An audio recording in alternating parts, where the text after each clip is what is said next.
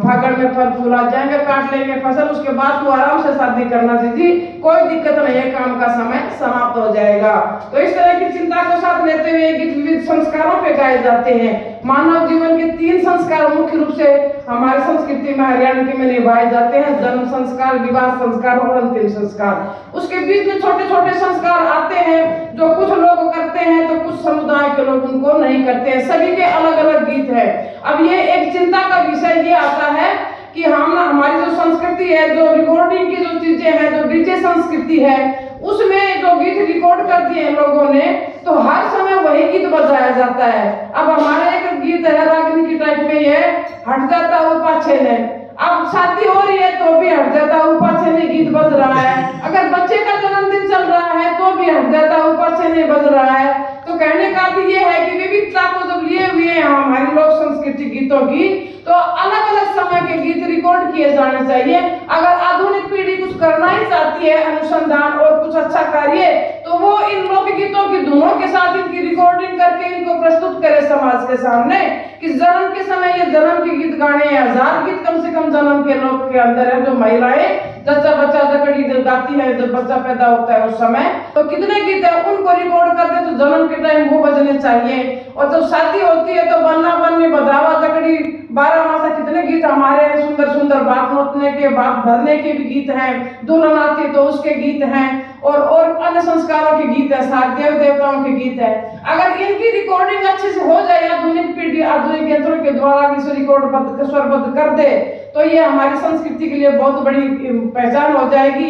ये गीत विलुप्ति के कगार से बच जाएंगे, क्योंकि अब हम इनको गा तो रहे हैं, लेकिन अब आने वाले बच्चे हैं जो वो कम सीख पा रहे हैं उस लोक भाषा को, उसकी धुनों को, तो वो इसको इतना उससे नहीं गा पाते हैं परफेक्शन से, क्योंकि वो तो गीतों में भी नहीं बैठते हैं। रात को हमारी महिलाएं जब गीत गाती है 5-5, 7-7 दिन शादियों में, विवाह में बच्चा होता है तो वहां तो वो उन धुनों को गाती है तो उन्हें मौखिक रूप से याद हो जाती है, वो धुनें भी, वो शब्द भी, वो गीत भी।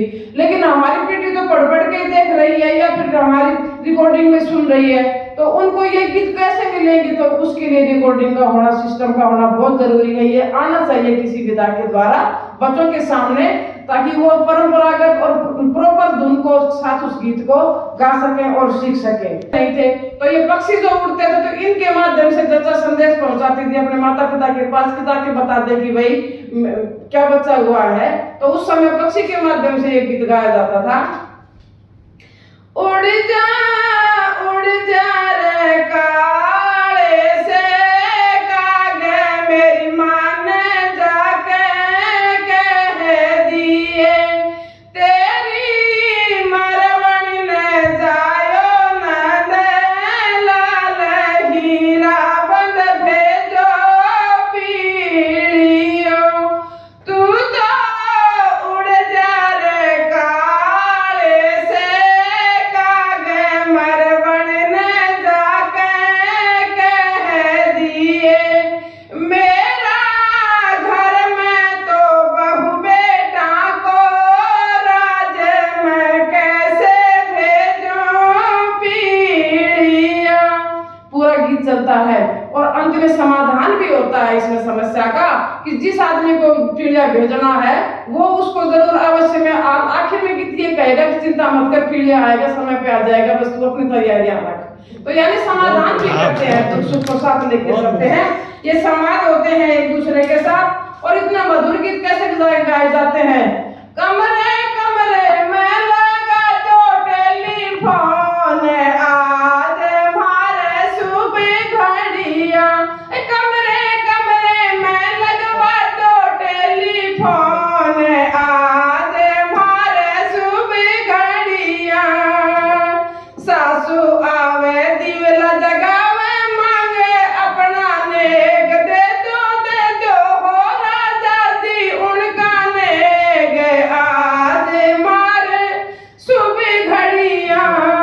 जैसे बात की जा रही थी कि पूरा गांव एक समाज होता था और सबके अलग अलग नेक होते थे। खाती का भी अपना सामान बना के लाता, नेक दिया जाता। कुम्भकार भी अपना सामान लेके आता, मटका रख जाता, नेक दिया जाता।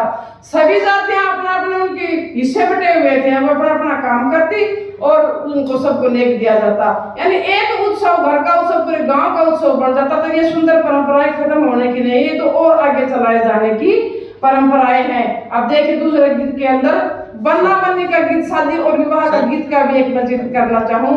दूसरा हमारा संस्कार आ गया, विवाह संस्कार, महत्वपूर्ण संस्कार। बहुत सारी चीजों को साथ लेके चलता है, बहुत सारे नेक चार को साथ लेके चलता है, परंपराओं को साथ लेके चलता है।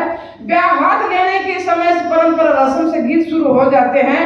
तो बहू को जब देखने जाते हैं तो इतने गीत गाए जाते हैं कि पिताजी बाहर जाइए, देश जाइए, परदेश जाइए, मेरी जोड़ी का वर ढूंढिए, इतना पढ़ा लिखा ढूंढिए और गोरा ढूंढिए और इस गाड़ी घोड़े उनके महल महल ऐसा ढूंढने। तो गीतों के अंदर फरमाइशें चलती हैं, पिता को बताने के लिए बेटियां गाती हैं।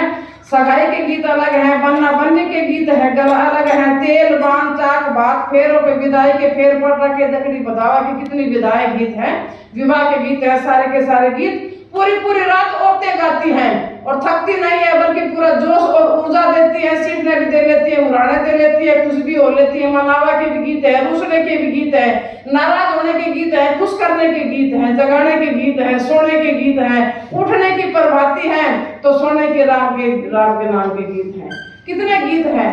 उठती है तो श्री कृष्ण की प्रभाती गा के उठती है कि माँ यशोदा दातन मांगी थी लेकिन बहू ने दातुन ना दी, तो श्री कृष्ण जाए के बोला कि इसके गांव भेज देता है। बोलना गांव नहीं भेजनी, या जन्मेगी पूत वंश बढ़ाओ तेरा बाप का, अजय या जन्मेगी धी तो लाड जवाई प्यारा पावना घर में आएंगे, इस बहू को रखना है घर के अंदर ही।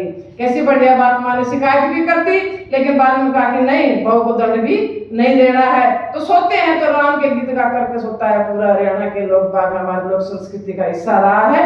और शादी के समय तो लड़की अपने पिताजी से क्या पूछती है लाडो पूछे बाबा ने, हो बाबा लाडो पूछे दादा ने, हो दादा मैं किसमिस देखन जाऊं, रंगीले आए गए बागा में, हाथ डलनिया फूलों की है, लाडो मालनिया बन के जाओ, रंगीले अभी गीत तो कहते हैं कि बाग बगीचे होने चाहिए, सारे काम तो उन्हीं से होंगे, लेकिन आज हमारे पेड़ पौधे कितने कट गए हैं। तो पर्यावरण की चिंता गीतों के अंदर बहुत ज्यादा की है। और बहने गीतों में ही कहते हैं कि भाई आम और पीपल बड़ का पेड़ लगाइए। गीतों में भाई को संदेश दे देते हैं कि बुराइयों से बच कर रहिए, शराब और दारू और बीड़ी बिल्कुल नहीं पीनी। औरतें खाना बनाते बनाते, रोटी बनाते बनाते अपने पति को कह देती हैं, अलग से गिलास लगाने की उनको कोई जरूरत नहीं पड़ती। संस्कार का निर्माण सब्जी डालते डालते कर देती हैं, तो छोंक लगाते लगाते बता देती हैं कि कल की क्या योजना है, कल का क्या कार्यक्रम दिन में रहेगा। तो इस तरह से गीतों का एक भंडार है, बहुत अधिक खेती बाड़ी के गीत हैं। अंतिम संस्कार के जो भजन है वो तो मनुष्य के अंदर जीवन के परिवर्तन की बहुत बड़ी शक्ति रखते हैं। और अंतिम संस्कार के जो गीत गाए जाते हैं वो गीत तो आदमी को ये बता देते हैं कि जीवित जिंदगी आपको अच्छे काम करो, क्योंकि आगे जाके जवाब भी देना है। धर्मराज तुम्हारा लेखा भी लेगा और कभी तुम्हारा पन्ना खाली ना मिल जाए वहां पे धर्म का, तो फिर तुम्हें दिक्कत होगी। तो अभी से तुम लोग धर्म कर्म का काम, दान पुण्य का, दान दक्षिणा का अच्छे काम करने शुरू कर दो। और ये देखिए आज के समय में चल रही है कि बेटी बचाओ बेटी पढ़ाओ अभियान आ गया, कन्याओं को बचाना है, बेटियों को पढ़ाना है, कामयाब बनाना है।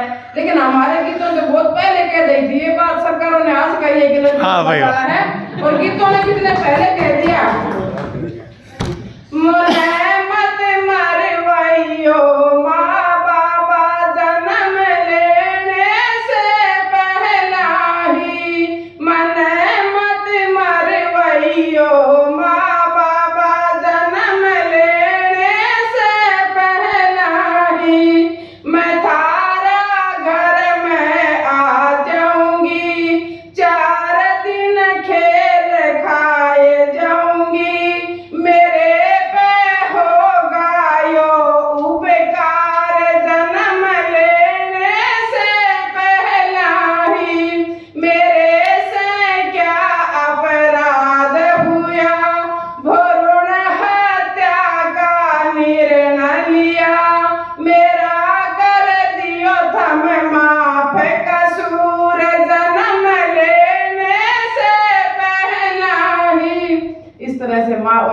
में संवाद होता है।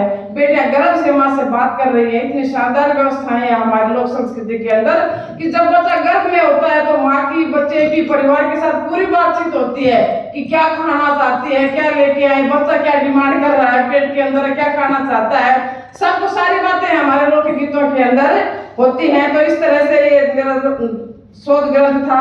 ये चलते समय अंतिम समय में संस्कार में कहता है,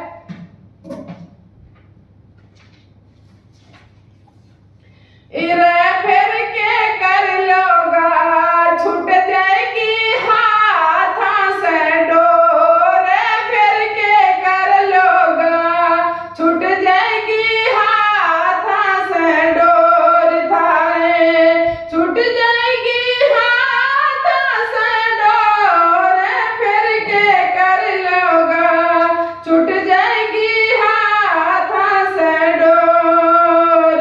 मानव दे मुश्किल से पाई करके देख लो गौर, बिना भजन तो मिलती कौन, बिना यतन तो मिलती कौन, कितना लगा लो जोर, थम के कर लोगा छूट जाएगी हाथों से डोर। बहुत सारी समस्याएं जो समाज के साथ हैं, उन समाज सुधार आंदोलनों के माध्यम से भी हमारे लोकगीतों ने हमारा ध्यान आकर्षित किया है। बाल विवाह का विरोध किया है इन गीतों के अंदर, स्त्री शिक्षा का समर्थन किया, जातिगत भेदभाव का खंडन किया और सामाजिक शिक्षा का यह माध्यम बने, संघर्ष और परिवर्तन की तेज आवाज बने, सांस्कृतिक निरंतरता का ये साधन बने, समरसता और एकता का सेतु के रूप में ये आज भी कार्य कर रहे हैं, सालों पहले भी कार्य कर रहे थे, आने वाले समय में भी ये कार्य करते रहेंगे। इन्हीं शब्दों के साथ मैं अपने शोध को समाप्ति की तरफ ले जाना चाहूंगी और मैं कहना चाहूँ कि इनकी जो लोक भाषा है, जो डायलेक्ट है, लोकल डायलेक्ट है, वो टाइपिंग और कीबोर्ड के ऊपर इम्प्रूवमेंट होने की आज भी जरूरत है। अगर मैं लिखती हूँ लोकगीत हरियाणवी का तो कई ऐसे वर्ण मुझे मिलते ही नहीं प्रॉपर जो मैं बोल रही हूँ, वो काला, अब मुझे काला लिखना है तो मुझे काला लिखना पड़ता है, काला। अलग जो लोकल लैंग्वेज है, आप है ना मराठी में कीजिए, उसमें